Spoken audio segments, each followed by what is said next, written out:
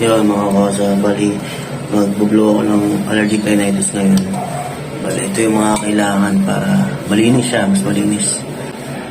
Mineral water para wala siyang chloride. Tapos kuha kayong 2 pinch ng asin para sa mixture na gagamitin.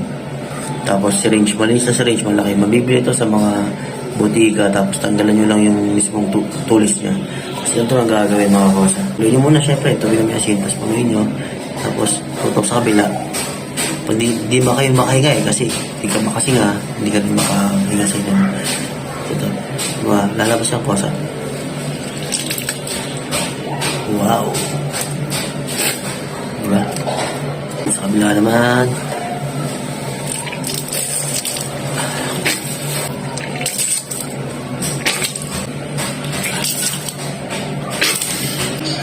Ganun lang para